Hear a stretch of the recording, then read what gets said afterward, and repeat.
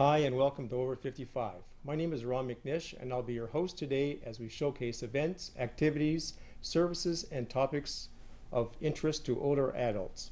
First up on today's show is a visit with a well-known London radio celebrity and a new media guru. His name is known as the Tall One, but his real name is Dick Williams, and we're on location in Port Stanley.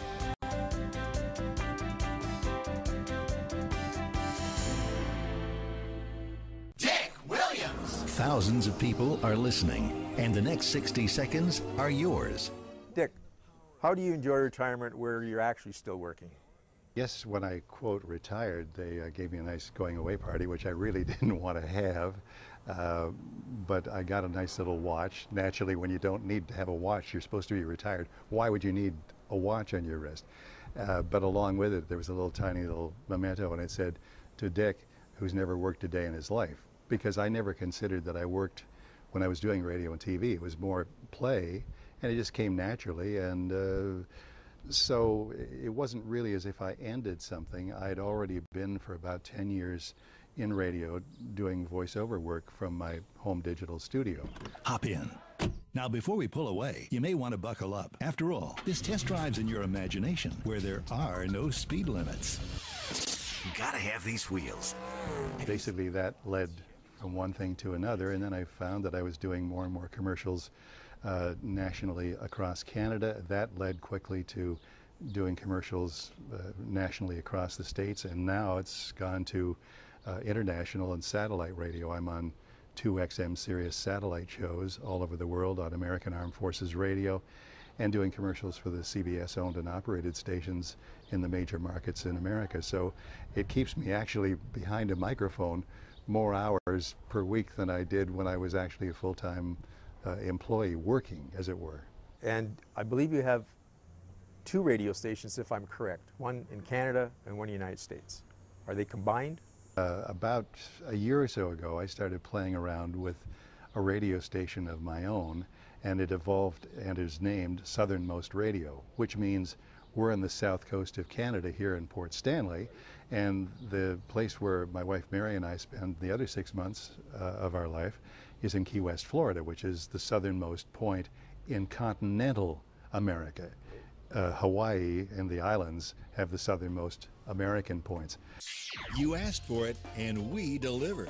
These are the tunes of the tropics, heard every Sunday from 10 until midnight. Jammin' Sundays, only on Southernmost Radio. So I started playing with this and just playing it through my own home speakers, and then all of a sudden thought, hey, this could be streamed on the internet. And my partner Rob Mitchell and I, another ex-retired radio guy, formed this radio station, and it's got everything that a regular radio station has, except not commercials.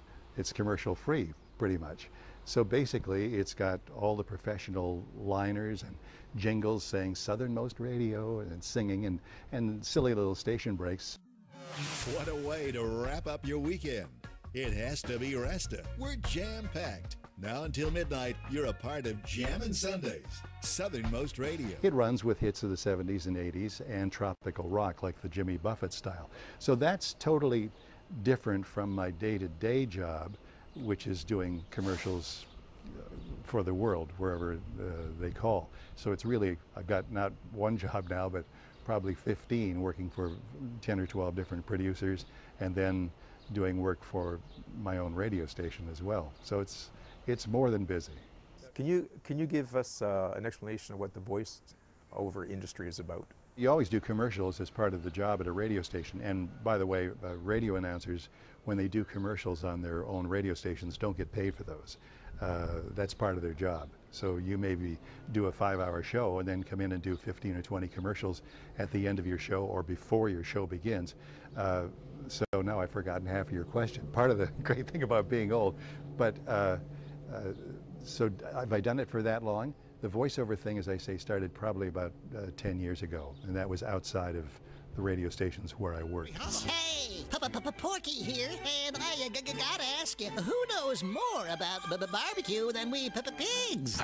Captain Charlie here from Captain Charlie. And it's all on hard drive, and I take my laptop and my microphone and my various accoutrements that I need to produce stuff, and it packs nicely into a bag like that, and away I go. Wherever I am in the world, I can just plug in and it'll be 10 minutes up and running, producing commercials, and you wouldn't know the difference whether it was here in Port Stanley or in Key West or in Hawaii, if I can talk my wife into letting me bring my toys along when we go on our vacation. We'll see. So the viewers will be jealous because you're doing something that I can tell, and this is our first meeting, that you're excited, you have fun, you really enjoy it.